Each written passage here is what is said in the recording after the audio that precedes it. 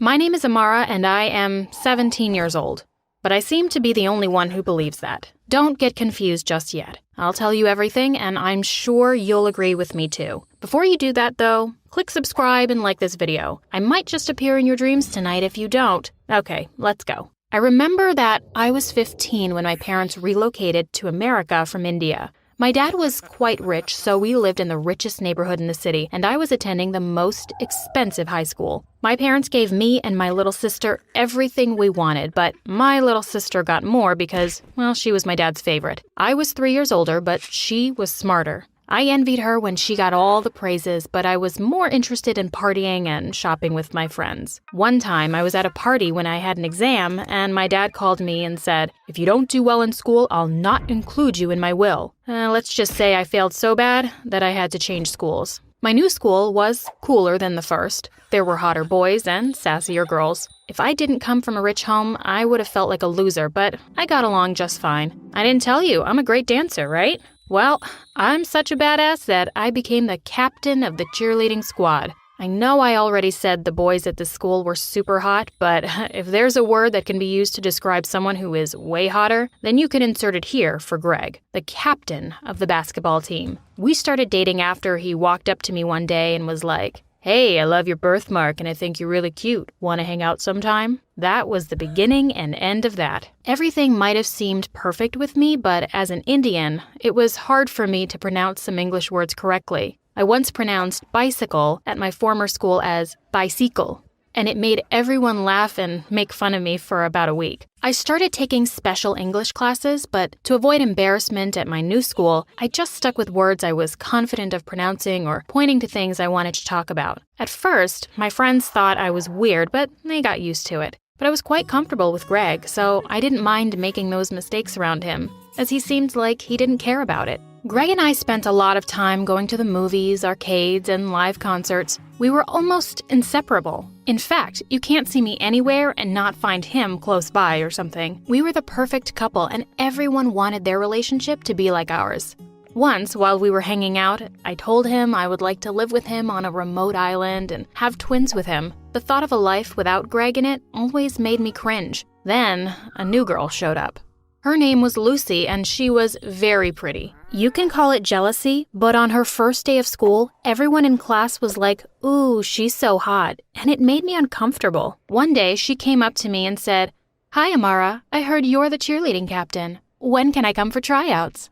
I wanted to tell her that we weren't open to new intakes, but I saw a chance to make life a bit miserable for her, and I took it. I gave her the hardest stunts, but she killed it. She even asked me if that was all I've got. I was angry, but not as mad as when I heard the others in the changing room saying that she was better than I was. I was sitting with Greg one afternoon, and then she comes over and says, "Hi, Greg, I'm a huge fan of yours. Can I take a picture with you, please?" Of course, Greg didn't say no, and he even asked me to take the picture. She kept holding on to him like he was her boyfriend. I couldn't take it anymore, and I told her to get her hands off him. She started crying like I was the monster, and Greg hugged her and apologized. She made faces at me as he did, and that was when I realized that she was probably sent from hell to take everything from me. Greg and I were supposed to see a movie one evening, but he canceled and said he was having a family hangout. I was bored and didn't want to stay home, so I asked my friends if we could hang out, but they said Lucy had already invited them for karaoke at a bar. I decided to join them since I wanted to see why Lucy was so great and I no longer was. I drove to the bar and noticed Greg's car was parked outside. I parked opposite the bar and called him, but he ignored all my calls. The next thing, he came out of the bar holding Lucy by the waist, and they were laughing like lovers.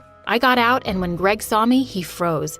I started walking towards them when a drunk driver knocked me into oncoming traffic. I got hit by a second car that kind of crushed my skull, and I became unconscious. That was what led me to my coma. I remember when I first woke up. I thought I had just woken up from a deep sleep, but I had all this medical stuff on my body and my family were excited. I asked how long I had been unconscious, and they told me 13 years. I was already 30. I cried and tried to catch up with everyone. My little sister was done with college and had just landed a high-income job. Even in my condition, I still felt envious. The doctors were thrilled and informed my parents that they would let me go when they were done with some tests. But the next day, I could no longer speak, and I slipped back into a coma and never woke up again. Well, until now, 20 years later. Did you know that someone can wake up from a coma for a day or two and then go back? Now you know. You're welcome. So, how did I wake up again? Everyone, including the doctors, was about to give up on me because they felt I would never wake up again. Then my sister remembered I loved listening to music, so she got me some headphones and put them on me. I don't remember much about my coma, but I heard a familiar song playing and I followed the sound. Amazingly, I opened my eyes. The doctor said my brain rewired itself over the years till the connections were enough for me to wake up, but my sister still believes music woke me up.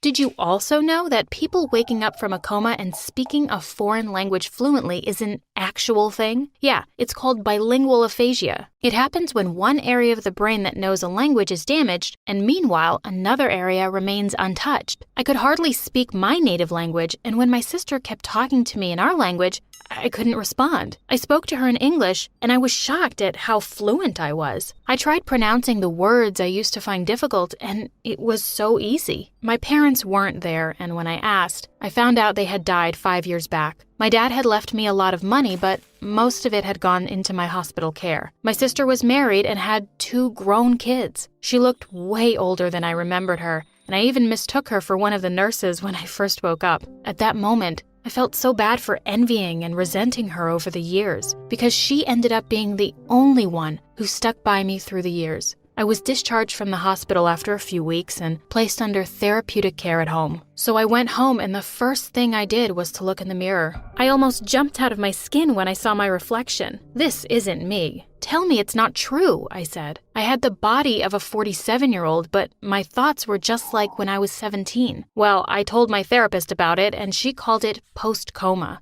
I didn't believe her until I showed up at my niece's 16th birthday party and tried to do cool stuff. Her friends seemed impressed and gathered around me to ask me how I could act and talk like I was 17. They found me quite interesting. Everything had changed from what I used to remember. First, my favorite band was no longer together and they were much older. There was nothing like a Walkman or a Game Boy anymore. They were all replaced with some things my sister calls iPods and PlayStations. Everything was different and it was a lot to take in at once. I once asked my sister's teenage daughter if I could use Netscape Navigator on her phone, and she laughed after telling me she didn't know what that was. She was kind enough to show me how to use the current browsers today and the popular social media platforms too. Then one day, I saw my niece watching something on her phone and I was interested. It was a video about a girl in a coma on my Story Animated channel. I got so interested in the channel that my niece jokingly said, "Maybe you should send your story to them too."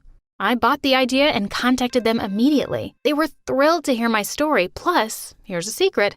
I'm afraid that I could wake up tomorrow and not even remember who I am anymore. So this story you are watching is like my open diary too. I was curious about how Greg must have turned out, but my sister didn't have much to tell me. She just said that he stopped visiting me at the hospital after a year. I was mad that despite being the cause of my coma, he could only visit for a year out of 30. After stalking him on Instagram for a while, I found out where he worked and I decided to visit him. When I arrived at his office, I wasn't let in because I didn't have an appointment and I didn't want him to know it was me. So I hung around for a bit for when he would be going out for lunch and I followed him. But when I approached him, he wasn't Greg, it was someone else. I was stalking someone else on Instagram all this time. After looking for him for weeks, one day my sister said, "I found Greg, but promise me you won't do anything stupid." I gave her my word, and she told me I could find him at a coffee shop that he visited every morning.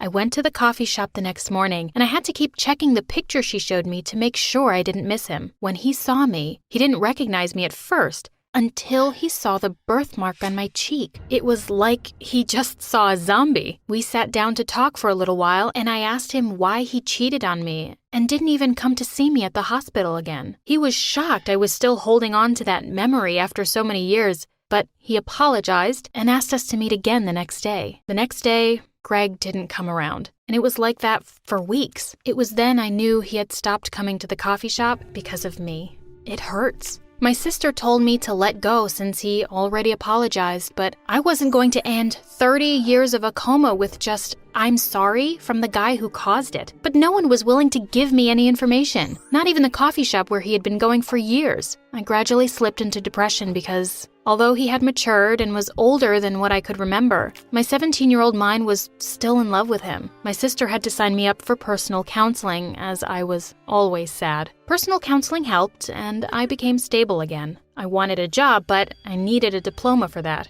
Going back to school at my age was the last thing on my mind. I couldn't imagine being in the same class with students half my age and being older than most of my teachers. But I decided to go for it anyway. On my first day in class, some of my classmates thought I was their new instructor, but when they saw I wasn't, they didn't make a fuss of it like I thought. In fact, some of them started calling me their surrogate mom away from home. It feels weird to be referred to as an elder when you know you aren't, but I wasn't going to ruin anything and tell them, "Hey guys, I'm actually 17. I just have this old body. You won't understand. If there's anything I can't stand, it's being called crazy." I was already getting over my obsession with Greg when I was at a coffee shop and I saw someone who looked like him. He was laughing with a pretty woman and it looked like they had a thing. He kept touching her hair and it felt like when I had caught him with Lucy. I didn't want to go over and embarrass myself like the last time, but the resemblance was too striking. I walked over to him and touched his shoulder. When he turned to look at me, it was him.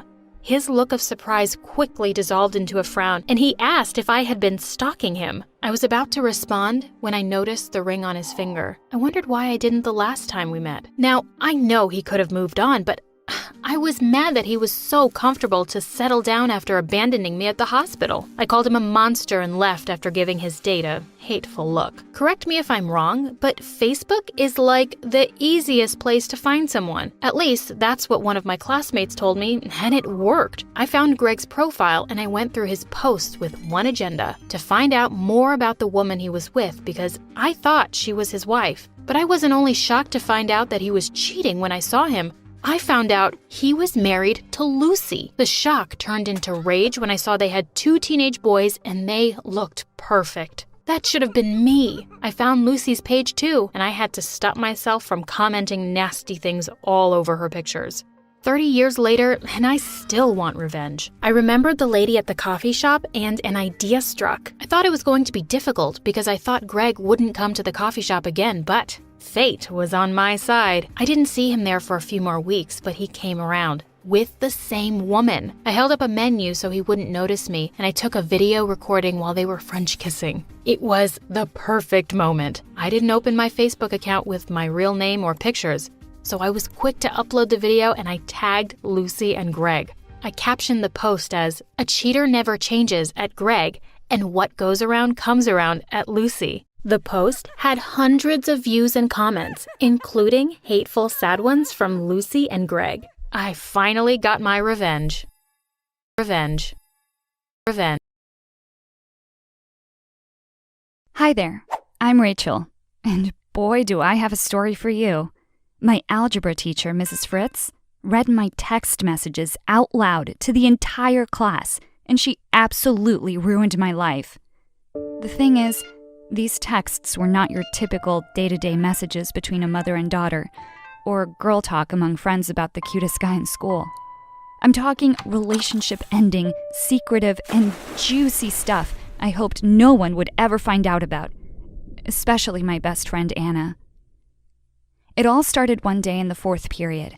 I was sitting at my desk when I remembered that I'd forgotten to silence my phone. We're supposed to keep them in our lockers, but naturally, no one ever does. I had never been caught before, so I was certain I could check it without being seen. I just wanted to sneak a glance and make sure it wouldn't go off. I discreetly pulled it from my pocket and checked the sidebar. Just as I suspected, the silent mode wasn't activated. I switched it on silent and casually slipped it back in my pocket. Crisis averted, right? Wrong. Mrs. Fritz, who up until this point had always been my favorite teacher, saw me messing with it. She came over to my desk and asked me to give her the phone. I should have run out of the classroom right then and there. Trust me, it wouldn't have been nearly as embarrassing as what followed. But I didn't. I handed her the phone, and then my life was over. See, what you should probably know is I've always had a crush on my best friend's boyfriend, Corey, until I found out he was cheating on her. I thought he was the perfect guy, so handsome and sweet. He treated Anna like a queen, and I had always been so jealous of their relationship. I mean, they were honestly the perfect couple. Everyone envied them. Homecoming king and queen, head cheerleader and quarterback of the football team type of stuff. They were that perfect. Everyone thought they'd be together forever, including me. That all changed, though, when I walked in on him after gym class one day in the girls' locker room and saw him making out with someone else. I ran out of there like crazy, trying to forget what I'd seen, but the image was forever imprinted in my mind. Corey caught up with me and made me promise not to tell Anna. Something I'll always regret, but followed through with anyway. He fed me a bunch of lines about how stressed he'd been lately and how he and Anna just couldn't seem to make enough time for each other. I know it sounds crazy, but I actually sort of believed him. He was so convincing. I kind of felt sorry for him until a few days later when he came on to me. He cornered me at my locker and thanked me for my discretion, then kissed me so fast I barely had time to breathe. I guess he figured that since I had already caught him cheating and promised not to tell my best friend, then maybe I'd be okay with a little something on the side. Of course I shoved him away and told him to leave me alone, now more determined than ever to tell Anna what a scumbag he was.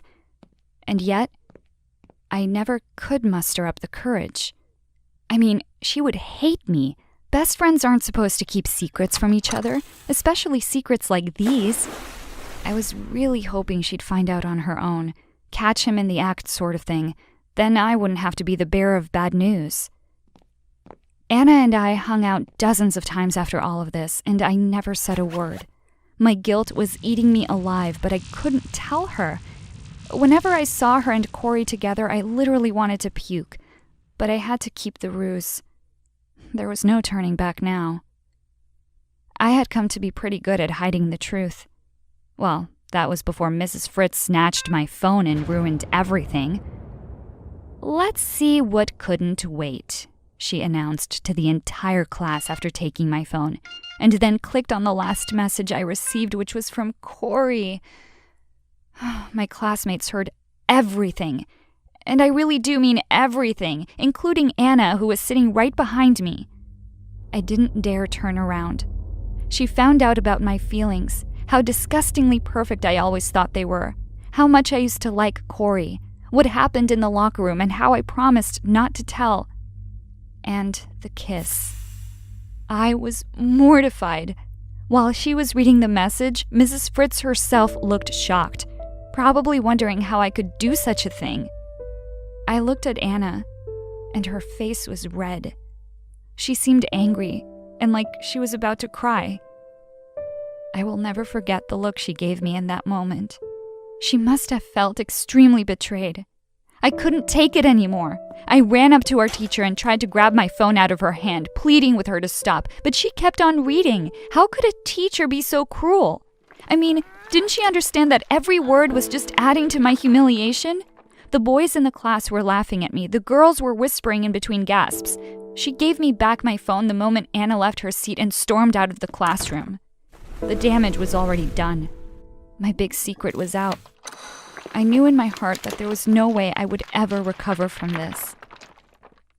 As you can imagine, my little fourth period incident was the talk of the school. It didn't blow over quickly like I hoped it would. It only intensified. Anna refused to speak to me, and Corey was on to the next girl in no time, almost as if Anna had never existed. My other friends couldn't trust me either, and I ate my lunch alone in the art room. It was a terrible way to spend the last few months of our senior year. But what could I do? Nobody wanted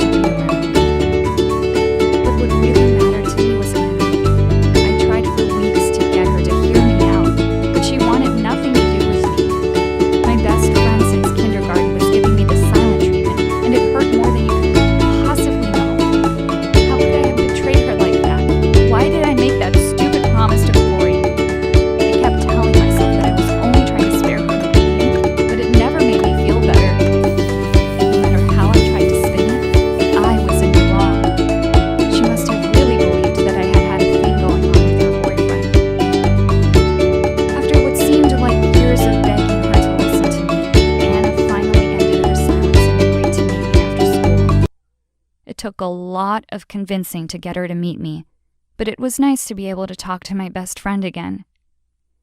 I broke the ice by admitting how sorry I was and told her everything about the exchange with Corey in the locker room. Amazingly, the mystery girl he kissed was never revealed in the text messages everyone had heard, and I was hoping that by giving Anna her name, I'd get back in her good books. For the moment, it seemed to work. I told her it was Martha, an older student who was notorious for breaking up relationships. Anna absolutely despised Martha, having had plenty of run-ins with the voluptuous beauty before.